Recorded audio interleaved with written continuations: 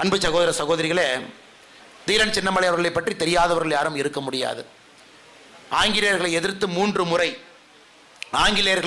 மூன்று முறை ஒரு போரிலே வெற்றி பெற்று ஒரு குறுநில மன்னராக இந்திய சரித்திரத்திலே ஒருவர் இடம் பிடித்திருக்கின்றார் என்றால் அது தீரன் சின்னமலை அவர்கள்.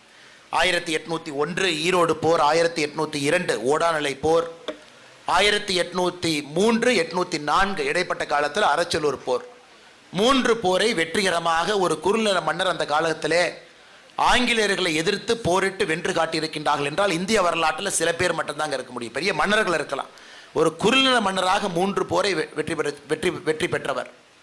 1805 நமக்கு தெரியும், சூழ்ச்சியால் தான் கைது செய்யப்பட்டு சங்ககிரி கோட்டையில் தூக்கிலிடப்பட்டவர். இன்னைக்கு 219 ஆண்டுகள் கடந்தும் கூட ஒரு ஆடிப்பெருக்கு விழாவிலும் கூட தீரன் சின்னமலை ஐயாவுடைய பெருமையை நாம் பேசிக் கொண்டிருக்கின்றோம். காரணம், அவருடைய வாழ்க்கையிலிருந்து நமக்கு கிடைக்கக்கூடிய முக்கியமான குறிப்புகள்.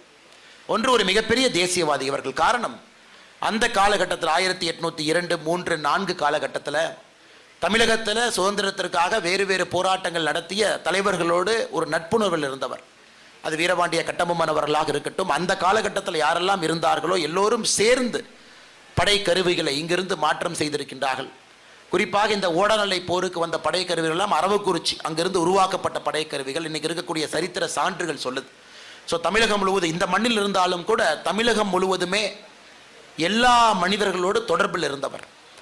அவருக்கு ஒரு ஆளுமை திறன் அப்பவே நமக்கு தெரிஞ்சிருக்குதுங்க. அது இன்னைக்கு நாம ஒரு பெரிய விஷயமாக எல்லோரிடம் எடுத்து செல்ல வேண்டும். அடுத்தது, அவரோடு இருந்த தளபதிகள், கட்டுத்தறிக்காரன் குணாள நாடார் அவர்களாக இருக்கட்டும், பொல்லான் ஐயாவாக இருக்கட்டும், மாற்று சமுதாயத்தில் இருந்தாலும் கூட ஒருங்கிணைத்து இவர்கள் மீது அவர்கள் வைத்திருக்கக்கூடிய மரியாதை எல்லாம் கூட வெளிப்பாடாக என்று பார்க்கின்றோம்.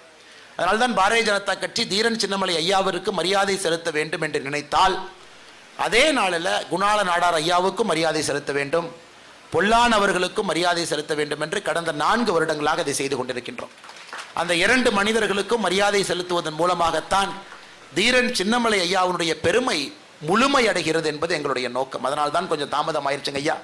கோயம்புத்தூர்லேருந்து கிளங்கி நம்முடைய குணாள நாடார் ஐயாவுக்கு மரியாதை செலுத்தி ஒரு பகுதியாக முடித்துவிட்டு வருவதற்கு நேரமாகிவிட்டது. அதற்காகத்தான் ஆரம்பத்தில் நான் உங்களுக்கு சொன்னேன், மன்னிக்க வேண்டும். இருந்தும் நம்முடைய அன்பு சொந்தங்கள் எல்லோரும் கூட காத்திருக்கின்றனர். கடந்த 2 ஆட்களாக இந்த விழா கொஞ்சம் இன்னும் விமரிசையாக சீரும் சிறப்புமாக நடந்து கொண்டிருக்கிறது. மேடையில் இருக்கக்கூடிய தலைவர்கள் ஒரு சாட்சி. இன்னொரு பக்கம், கடந்த ஆண்டுக்கு முந்தைய ஆண்டில் நம்முடைய தமிழக ஆளுநர் மேதகு RN ரவி அவர்கள் இங்கே வந்திருந்தாங்க. இந்த ஆண்டு நம்முடைய CPR அண்ணன் அவர்கள் வந்திருக்க வேண்டும். அடுத்த ஆண்டு அவர்கள் நிச்சயமாக கிருஷ்ணகுமார் அண்ணன் அவர்கள் எல்லோரும் சேர்ந்து அவரை திரும்ப இங்கே அழைத்து கொண்டு வந்து விடலாம். அதனால் ஒரு ஆண்டும் கூட தீரன் சின்னமலை ஐயாவுடைய புகழ் இன்னும் மேலே போயிட்டு இருக்கு. மிக முக்கியமாக இந்தியாவுடைய மற்ற பகுதிகளுக்கும் இது செல்ல வேண்டும். அதுதான் நமக்கு முக்கியங்க. ஆனால் இன்னைக்கு 2024 இந்தியாவுடைய சரித்திரத்தை நாம் பார்க்கும் பொழுது குறிப்பாக தமிழர்களுடைய பெருமை இந்தியா முழுவதும் செல்ல வேண்டும் என்று நாம் நினைக்கின்றோம். அதற்கு நம்முடைய பிரதமர் அவர்கள் ஒரு பெரிய விஷயத்தை கையில் எடுத்தாங்க. 2023-24 ஆசாதிகா அமிர்த் மகோத்சவம் என்கின்ற பெயர் கொடுத்து சுதந்திர தின இன்ப பெருவிழா என்கின்ற ஒரு வருடம் முழுவதும் நிகழ்ச்சி நடத்தினாங்க.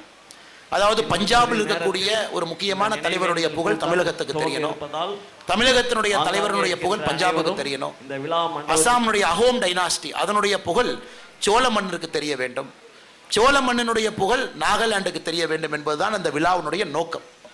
ஓராண்டு முழுவதும் 365 நாட்கள் இந்தியா முழுவதும் இது போன்ற விழாக்களை மத்திய அரசு எடுத்து நடத்தினாங்க. அதில் எங்களுக்கு சந்தோஷமான மகிழ்ச்சியான செய்தி, தீரன் சின்னமலை ஐயாவுடைய நிகழ்வும் அதில் இடைபெற்றது.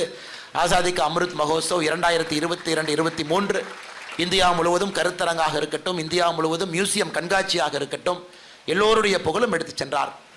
குறிப்பாக இளைஞர்களுக்கு தெரிய வேண்டும் என்பதற்காக ஒரு நிகழ்ச்சி குறிப்பாக தமிழகத்தில் இது இன்னும் சிறப்பாக எடுத்திருக்க வேண்டும் என்பது எங்களுடைய குற்றச்சாட்டு. தொடர்ந்து எங்களுடைய குற்றச்சாட்டு, தமிழ்நாட்டு நம்முடைய மண்ணில் இத்தனை சுதந்திர போராட்ட வீரர்கள், மாவீரர்கள், மகான்கள் இருந்தும் கூட ஏதோ ஒரு காரணத்திற்காக ஒரு குறுகிய வட்டத்துக்குள் அடைத்து வைக்கின்றோம்.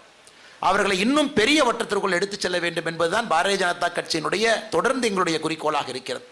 தீரன் சின்னமலை அவருடைய புகழ் கொங்கு பகுதி மட்டுமல்ல, தமிழகம் மட்டுமல்ல தெரியக்கூடனா அவருக்கு நம்ம செய்கிற அநியாயங்கள். அவருடைய புகழ் காஷ்மீருக்கு போகணும், எல்லா பகுதிக்கு போகணும். அதான் நம்முடைய நோக்கம். அதனால் அடுத்த ஆண்டு அண்ணன் கிருஷ்ணகுமார் அவர்களுக்கு என்னுடைய அன்பான வேண்டுகோள், ஜவஹர்லால் நேரு பல்கலைக்கழகத்திலிருந்து ஒரு ப்ரொஃபஸரை கூப்பிடுங்க, டெல்லியிலிருந்து ஒரு ஹிஸ்டாரியனை கூப்பிடுங்க, வடகிழக்கு பகுதியிலிருந்து ஒருத்தரை கூப்பிடுங்க. உங்களுக்கு என்ன கான்டாக்ட் வேணுமோ நாங்கள் அதை ஏற்படுத்தி கொடுக்குறோம். ஸோ வேறு வேறு பகுதியிலிருந்து இந்த விழாவிற்கு அவர்கள் வந்து பார்க்கணும். ஒரு வடகிழக்கிலிருந்து ஒருத்தவங்க பார்க்கணும், டெல்லியிலேருந்து ஒருத்தவங்க வந்து பார்க்கணும். குறிப்பாக இந்த பகுதியை ஓடாநிலையை பார்க்கணும், நம்முடைய சூழ்நிலையை பார்க்கணும், நம்முடைய சோஷியோ எக்கனாமிக் ப்ரொஃபைலை பார்க்கணும். இந்த மண்ணில் இருக்கக்கூடிய மக்கள் எப்படி இணைந்து ஆங்கிலேயர்களை விரட்டி அடித்தார்கள் என்பது அப்போ தான் சரித்திரம் வெளியே போகுங்க. அதனால் அண்ணன் கிருஷ்ணகுமார் அவர்களுக்கும் இங்கே இருக்கக்கூடிய தலைவர்களுக்கும் அன்பான வேண்டுகோள், இதை நாம் நம்முடைய காலகட்டத்தில் செய்ய வேண்டும். எல்லாம் வரட்டுங்க. சிபிஆர் அண்ணா அவர்கள் முக்கிய விருந்தினராக அடுத்த ஆண்டு நாம் கூப்பிடுவோம். அவர்களோட ஹிஸ்டோரியன்ஸை கூப்பிடுவோம், அவங்க இதை டாக்குமெண்ட் பண்ணட்டும். அது ஜேஎன்யூ பல்கலைக்கழகத்தில் 5 ஆண்டு கழித்து அவங்க பாட புத்தகத்தில் இது உள்ளே வர வேண்டும். இது நாகாலாந்து, அசாம் அந்த பகுதிக்கு போகணும், அதையும் நாம் செய்ய வேண்டும். அதே நேரத்தில் ரிசர்ச் பேப்பர், இப்போ தீரன் சின்னமலை ஐயாவுடைய புகழ் உண்மையாலும் போகணும் அப்படின்னா அதற்கான ஒரு சேர், ஒரு மத்திய அரசு பல்கலைக்கழகமாக இருந்தாலும் மாநில அரசு பல்கலைக்கழகமாக இருந்தாலும் தீரன் சின்னமலை ஐயாவுடைய பெயரில் ஒரு இருக்கை அமைக்கப்பட வேண்டும். அது பாரதிய ஜனதா கட்சி நாங்கள் எங்களுடைய இந்த நேரத்தில் உங்களுக்கு கொடுக்கக்கூடிய ஒரு உத்தரவாதமாக கூட நீங்கள் எடுத்துக்கங்க. மத்திய அரசு நாங்கள் எடுத்துகிட்டு போகிறோம். ஒரு இருக்கையாக அமைக்கும் பொழுது மட்டும்தான் ரிசர்ச் நடக்கும். ஒரு இருக்கை ஒரு இடத்துல வந்து விட்டால் அது வட இந்தியா, தென்னிந்தியா, ஏதோ ஒரு இந்தியா பகுதியில் இருக்கக்கூடிய ஏதோ ஒரு பல்கலைக்கழகத்துக்கு வந்தாலும் கூட ஒரு இருக்கை என்று வந்துவிட்டால் ரிசர்ச் வரும். ரிசர்ச் வந்துட்டாங்க, பேப்பர் டாக்குமெண்டேஷன் ஆகும். அது 50 ஆண்டுகள் கழித்து 100 ஆண்டுகள் கழித்து சரித்திரத்தை யாரும் திருத்த மாட்டாங்க. சரித்திரம் சரித்திரமாக இருக்கும். அதையும் இந்த அறக்கட்டளை, குறிப்பாக தீரன் சின்னமலை கூட்டமைப்பு இந்த அறக்கட்டளை கையில் எடுக்க வேண்டும். அதற்கு பாரதிய ஜனதா கட்சி வெளியே இருந்து என்ன உதவி வேண்டுமோ நாங்கள் செய்கின்றோம். காரணம், தீரன் சின்னமலை அவர்கள் அரசியல் கட்சி எல்லாம் தாண்டி எல்லோருக்கும் பொதுமானவர். ஆனால் இன்னைக்கு ஆளுகின்ற கட்சியாக இருக்கக்கூடிய மத்தியில் பாரதிய ஜனதா கட்சி இந்த உதவி உங்களுக்கு செய்யும்.